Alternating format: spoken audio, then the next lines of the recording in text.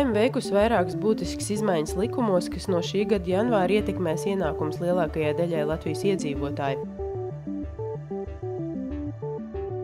No šī gada 1. janvāra paaugstināta minimālā darba alga. Tā ir 320 eiro, jeb 225 lati līdzinējo 200 latu vietā. Iedzīvotāju ienākumu nodoklis arī šogad paliks nemainīgs 24%.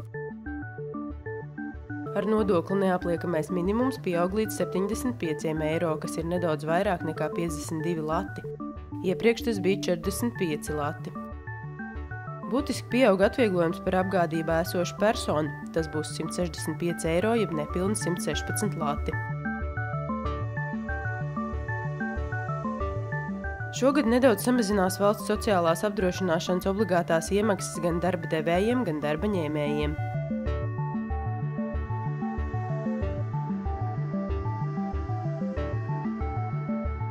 Minimālais pabalsts par bērnu kopšanu līdz 1,5 gada vecumam turpmāk būs 171 eiro, jeb 120 lati.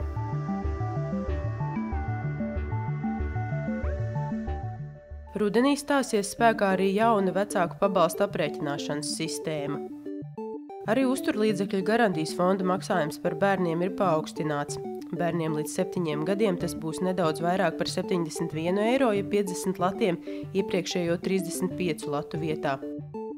Par bērniem no 7 līdz 18 gadiem varēs saņemt nedaudz vairāk par 78 eiro, kas ir 55 lati. No 1. janvāra pakāpeniski palielināsies pensionēšanās vecums. Tas pieaugs ik pa 3 mēnešiem, līdz 2025. gadā sasniegs 65 gadus. Lai varētu saņemt pensiju, būs nepieciešams lielāks apdrošināšanas stāžs. No šī gada minimālais apdrošināšanas stāžs būs 15 gadi, iepriekšējo 10 gadu vietā. 2025. gadā, lai saņemtu pensiju, būs jānostrādā vismaz 20 gadi. Latvija ir pievienojusies eirozonai un Latviju ir nomainījis eiro. Visi norēķina algu, pensiju un pabalstu izmaksas tagad notiek eiro valūtā. Vēl līdz 14. janvārim skaidrs naudas norēķins iespējams veikt abās valūtās, gan latos, gan eiro. 15. janvārī eiro kļūs par vienīgo likumīgo maksāšanas līdzekli, taču cenas abās valūtās jānorāda līdz šī gada 30. jūnijam.